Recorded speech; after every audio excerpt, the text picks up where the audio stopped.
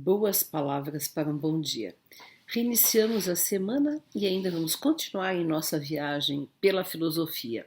Conforme prometido, eu vou ainda citar um outro mito de Platão aqui, que é o mito de que está na República, no livro 10º da República. Aliás, é o mito que encerra a República. Como eu expliquei aqui, o Platão usava duas metodologias para transmitir as suas ideias. Uma era o diálogo e a outra eram os mitos, né? E que esses mitos também ocorriam em meio aos diálogos. São as pessoas que estão falando, discutindo a respeito de um tema, no caso a República é uma investigação sobre a justiça, né, e como que poderia ser uma sociedade justa.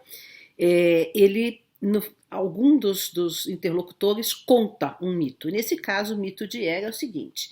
Eu vou resumir porque é muito comprido e vou ler alguns trechinhos só para vocês verem como é interessante. Depois, se vocês puderem, ele tem na internet, né? Coloque mito de e vocês acham. Então, aconteceu o seguinte. Houve uma batalha, né? E um monte de gente morreu, o campo de batalha coberto de mortos, e um guerreiro, né, chamado também foi dado como morto, né? Foi dado como morto, e quando ele estava na pira para ser queimado, né, para ser cremado, como hoje em dia nós diríamos, né, ele acorda, volta, e fala que ele percorreu o reino dos mortos e ele tinha sido incumbido de voltar para contar o que acontecia com as almas depois da morte, né? Então, o Platão narra uma longa trajetória ali que as almas são recebidas, se desprendem do corpo, são recebidas e vão passar por um julgamento, né, do que fizeram de bom ou de ruim, se foram justas ou injustas, se praticaram atos de impiedade, e no caso os piores atos de impiedade são contra os pais ou contra os deuses, né, e vão sofrer consequências, né? Então ele tem digamos assim, as penas e recompensas na vida futura. Vocês veem que não é uma coisa inventada do cristianismo, isso já existia, né, entre os gregos, entre os romanos, né? Então existia já uma ideia de recompensa e de punição, né? Aliás, bastante punitiva essa ideia do Platão. Mas o que é interessante é que esse mito ele é reencarnacionista, né? Porque as almas vão escolher novas vidas, né? E dependendo se elas foram justas ou injustas, pessoas que cumpriram a virtude ou não, né? Elas escolherão ou serão, né, encaminhadas a vidas, né, mais árduas ou menos árduas. E olha só que coisa interessante. Agora, nesse caso da escolha das vidas, que é muito interessante, porque aparece a noção de liberdade, que se pode entender de um ponto de vista reencarnacionista, como o próprio Platão está dizendo aqui, quer dizer, a alma escolhe a vida que ela vai ter, né? Mas também pode ser entendida, né, dentro de um parâmetro mitológico, nas próprias escolhas que a gente faz na vida. Quer dizer, o Platão está atribuindo a nós autonomia, né, de escolha da vida, de uma vida de virtudes, de uma vida bem vivida no sentido da justiça, e da honradez e da probidade, né? E uma vida injusta, de tirania, de maldade, etc. Vejam só, ele diz o seguinte: a virtude não tem mestra, né? Cada um de vós, conforme a honre ou a desdenhe, terá mais ou menos virtude. A responsabilidade cabe a quem escolhe, Deus não é responsável, né? Então ele falava tais vidas que as pessoas escolhiam, a vida de político, a vida de homem, a vida de mulher, a vida de artista, a vida de quê? Só que nesse caso de Platão ele também considerava que era possível escolher uma vida em um corpo animal, né? Então ele considera, por exemplo, ser um cisne uma grande recompensa.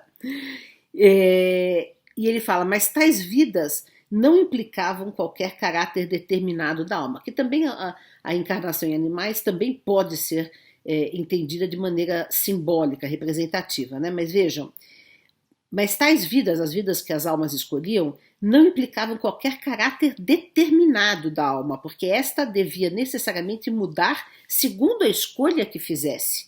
Todos os outros elementos da existência estavam misturados, e com a riqueza, a pobreza, a enfermidade e a saúde, entre esses extremos existiam partilhas médias. Eis porque cada um de nós, pondo de lado qualquer outro estudo, deve preocupar-se sobretudo em buscar e cultivar aquele, em ver se está em situação de conhecer e descobrir o homem, que lhe dará capacidade e a ciência de discernir as boas e as más condições, bem como escolher sempre e em toda parte a melhor, na medida do possível. Então veja, nos inspirarmos em bons mestres para escolhermos, fazermos escolhas certas e virtuosas na vida, né? Calculando qual o efeito dos elementos de que acabamos de mencionar, né? Não perdendo de vista a natureza da alma, poderá escolher entre uma vida má e uma vida boa, né? Chamando de má a que terminasse por tornar a alma mais injusta, e de boa a que viesse torná-la mais justa, sem se preocupar com tudo mais, né? Então vejam que em tudo está a preocupação do Platão na melhoria da alma, que toda a sua filosofia, aliás, herdada nesse caso do Sócrates, é no sentido do cultivo da alma, da melhoria da alma, de torná-la mais justa, porque o mais importante é o aperfeiçoamento do espírito, né? E agora uma coisa interessante, olha só, ele anuncia a doutrina do anjo da guarda católica e do guia espiritual, dos espíritas, né? Também entre os muçulmanos tem os anjos protetores, mas vejam só o que o Platão fala. Ela deu, a Laquesis, né, que é uma das deusas lá que estava distribuindo as sortes, deu a cada alma, o gênio que preferiria para servir-lhe de guardião durante a existência e cumprir a sua destinação.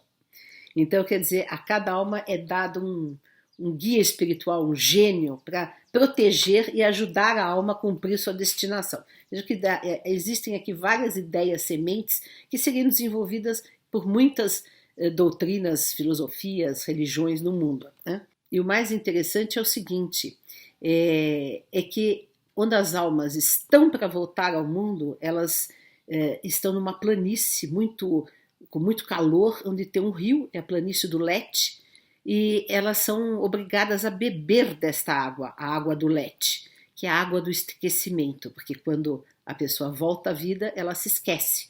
E algumas muito sôfregas, muito sedentas, bebem demais dessa água e se esquecem demais. E ele fala, essas são as pessoas mais estúpidas, mais tolas no mundo, que estão totalmente esquecidas do seu destino, da sua origem espiritual. E aqueles que foram ponderados e beberam um pouquinho da água são os sábios, porque estão mais com a consciência mais desperta, estão sabendo, estão lembrando mais da sua origem, né? E ao foi proibido de beber da água do Lete, porque ele tinha que voltar à vida, ele estava ainda no corpo que tinha lhe pertencido, ia voltar aquele corpo para contar, para narrar, então ele precisava se lembrar de tudo o que tinha acontecido.